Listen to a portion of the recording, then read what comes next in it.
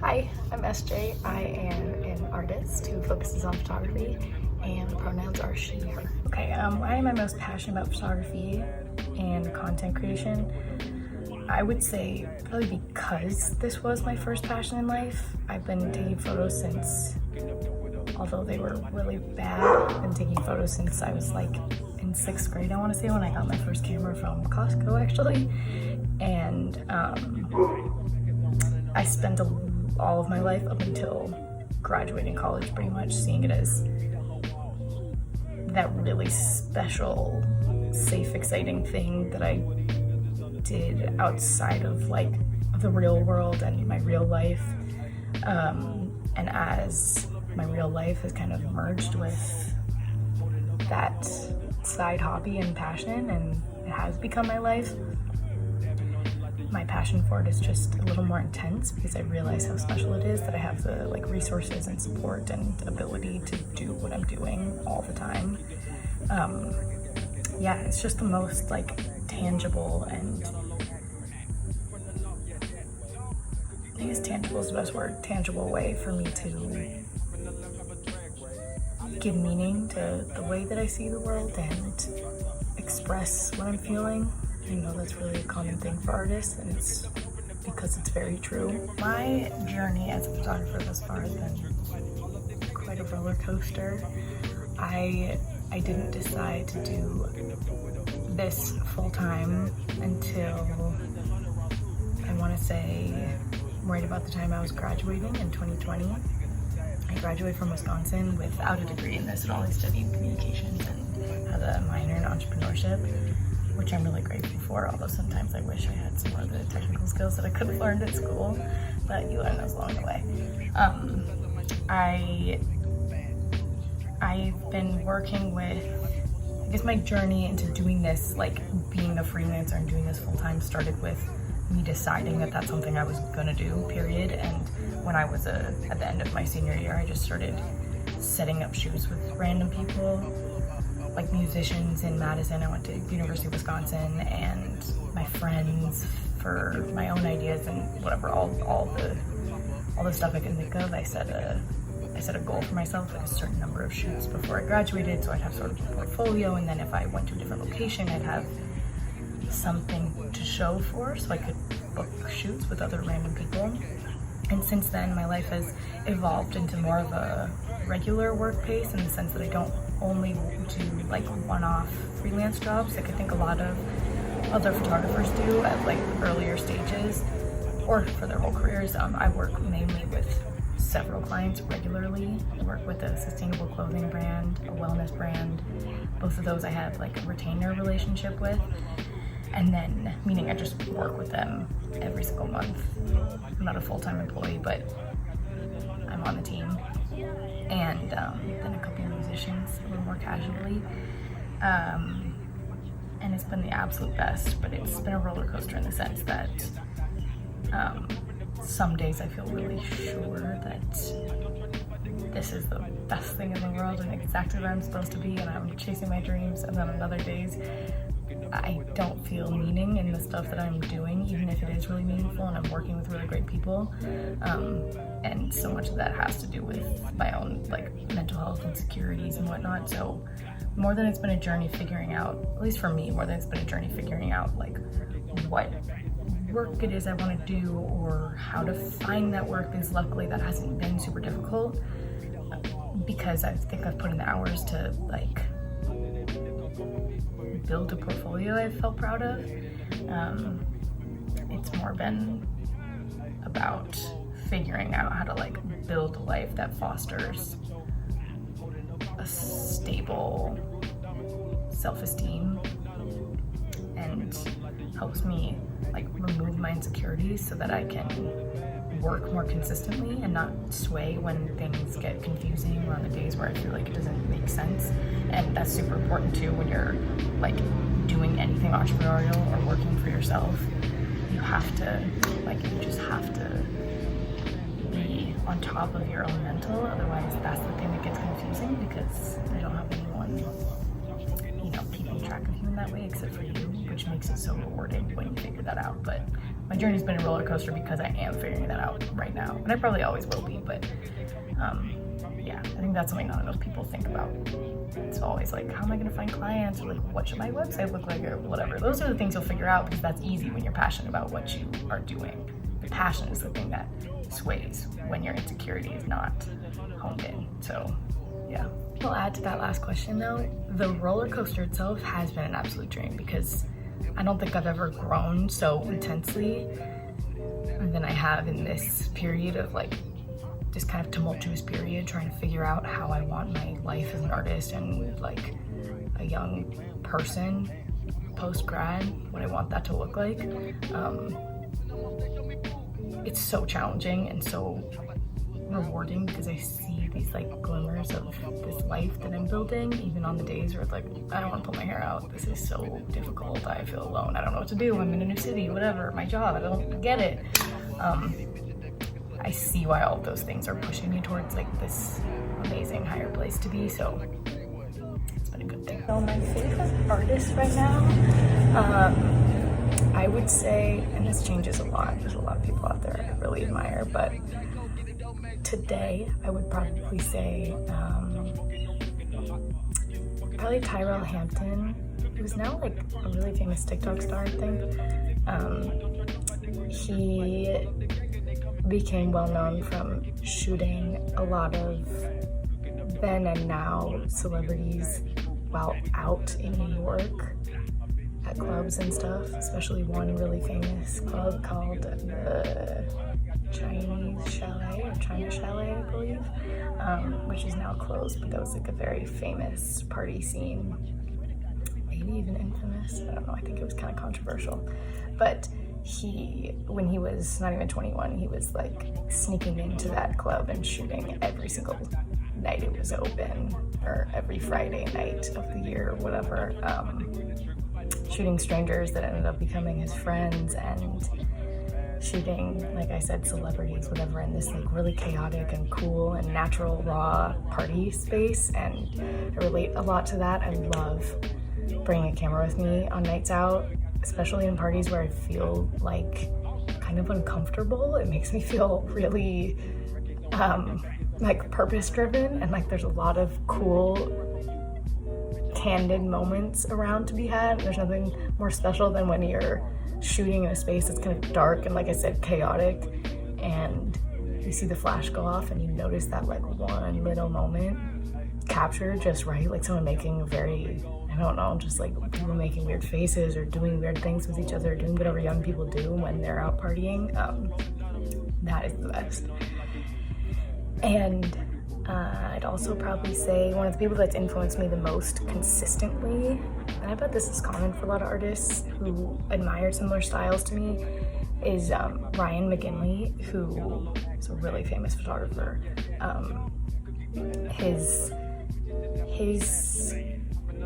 exhibits / collections, I think, are loosely called Fall and Winter, or Catterskill Falls is like one image in particular I know is kind of well known. It's these people running around and dancing around nude in these really like vast and dramatic natural spaces, and there's something really beautiful to me about the way he uses those motifs of nudity and nature and youth, and not to keep using this word, but chaos. I think that's a word that both of those two artists would describe their work with a lot. Very intimate and playful chaos.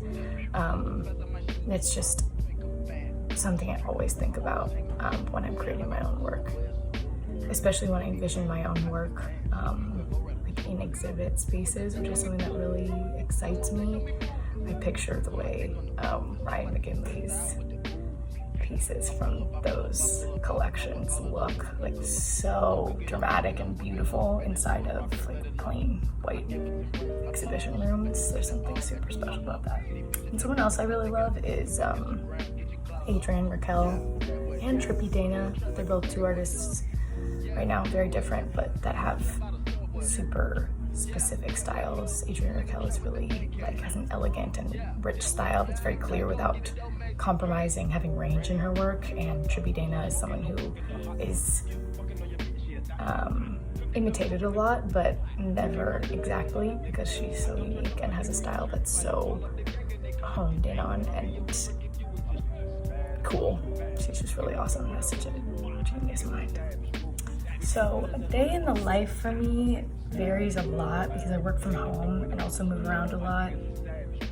So it's really different all the time, but at least every single day I work with the wellness company that I work with, doing a lot of like social media content creation and social media management for them, and just communicating with the other team members who are really amazing, working on some other random like design stuff and whatnot. And then other than that, things change all the time. I usually leave one day out of the week to work with my awesome friends at the sustainable clothing brand that I work with called Oddly, where we do whatever comes up, but that often includes me following one of the founders around and shooting them doing whatever they're doing, or us going around and searching for props for a shoot or planning an event or something like that. And then when it comes to managing my own personal work in between the clients that I work with, some weeks I have shoots, and in those weeks I end up spending multiple days taking film in, picking it up, scanning it, uploading all of my digital photos, selecting them, editing everything, sharing all of that with the people I'm working with. And that goes for all my one-off freelance jobs also, with the musicians that I work with. Yeah, I'd say you could either find me sitting at my desk, slacking with one of the girls that I work with about the random design stuff that I mentioned, or listening to music and scanning, editing, collaging. That's my happiest place. Or out shooting, my other happiest place. But yeah, I also try to wake up every day and stretch or do yoga, make some tea, journal if I can. That I don't always do, but it's really important. And then sneak out onto my little tiny balcony and get some sunshine while it's there before working. That morning routine is so important to me because of having a super flexible schedule. It's hard to feel normal when things kind of just could be whatever you want, whenever you want. That helps me build discipline. Otherwise, it's a little difficult. Yeah, and it just grounds me. That art and mental health intersect in so many ways, and I actually talk with my other artists and content creator type friends about this sort of thing a lot.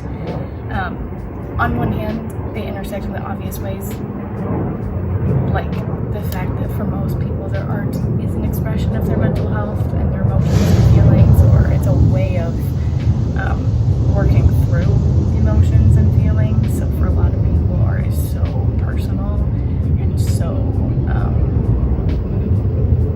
impactful to create for that reason. And I think that's why it's so hard to dive into as a full career, because that's something that's confusing to like wade through and find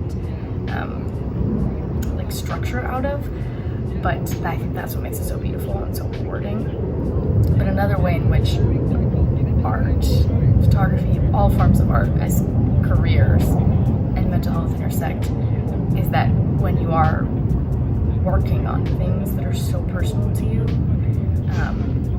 it can be really difficult to separate yourself from work. I know a lot of people feel that way. I know a lot of entrepreneurs feel that way too, because you hold the work you're doing so closely. So the idea of having a 9-to-5 or boundaries between like your personal thoughts and feelings and the thoughts and feelings that are impacting your work or coming back to you from your work, those lines are just really hard to identify and draw yourself.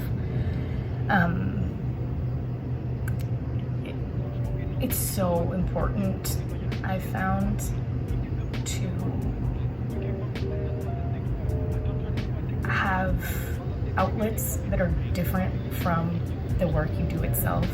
Photography can't be my only outlet. I have to do and make, for at least for me, I have to make other types of things like embroider or learn how to knit or whatever it is, because it's important to have things to work on where your failure is not an option and your personality and your mental health and your brain and your feelings are not so tied to that product itself. When I embroider, I'm just embroidering. It's not deeper than that. and it's really hard to feel that way in the work that's like your life's passion. Yeah, again, it's for the same reasons that it's so rewarding, it can also be so trying. And I think when we don't acknowledge that our mental health needs to be like one of our greatest business priorities as well for freelancers and entrepreneurs, that's when it'll take you down. It's not going to work if you don't see that as one of the most important things to your success. If I'm not well, I'm not going to create good work, and I'm not someone who works out of despair, which I think maybe some artists do. Yeah, it's important to take care of yourself if this is what you want your career to be, because it'll be nothing without the healthy you, or the you that can work through emotions in a way that's not just art. They're not, it's your career choice. Having creativity in life is so important to the mental health journey, which is never ending. Some people, I don't know, our world teaches us that you are creative or you are not, and hopefully by now we're all learning that that's not true. Everyone's creative. Just like I could do math if I really tried, even though sometimes I think I can't. It's just a way to express differently from using our words. I think like not all emotions can be expressed in one way or another. Some things I can speak out loud, but some things I have to get out by creating some sort of work or journaling or moving my body. Sometimes I let my emotions out just by doing yoga, and I think that's a good creative art form, because learning to like work with your body in that way is really important.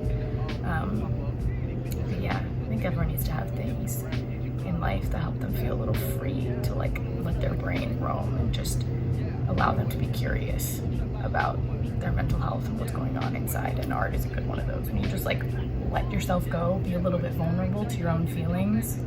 Maybe that's like while you're painting and you see whatever color you're trying to use and somehow that means something for you or it doesn't. That's important. Those are good exercises, I think, for our emotions and our emotional intelligence. My biggest advice to anyone wanting to start a career as an artist, whatever that may be, I can speak specifically to being a photographer, but what I'm about to say is not specific to that, is to prioritize your mental health. I have a lot of friends who are pursuing careers in the creative and entertainment space, and I think the thing that unites us all in our struggles and in our triumphs is our mental health journey. And I notice success comes with more ease to the people who acknowledge how important their mental health is to their success as an artist. I'm learning that a lot right now, kind of the hard way, but kind of the right way, like through struggling with it while trying to build a career as a creative. I struggle a lot with my anxiety, and I think the second I allowed myself to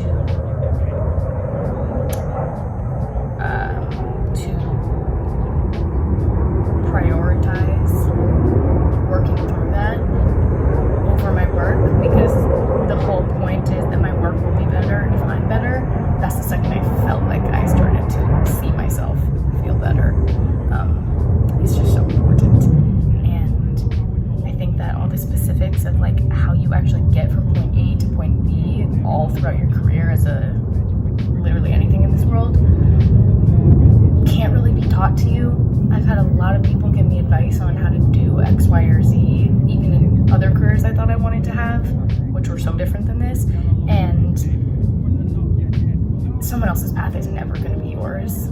Just like someone else's work is never going to be yours, and someone else's audience is never going to be exactly yours, and whatever. Like, you are you, and the logistics of actually getting to where you want to be are not really what you need to know. It's more just about doing and setting goals and actually sticking to them. That's probably the only advice I'd ever have for anyone about the logistics of having a career, whatever you want.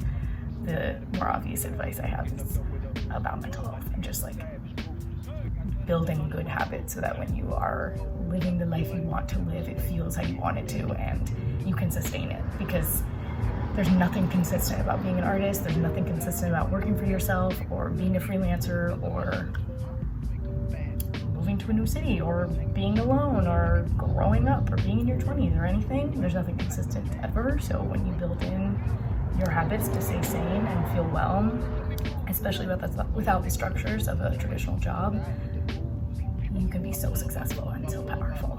So yeah, that's what I'm learning right now. If anyone ever wants to talk about it, hit my line because I like talking about these things.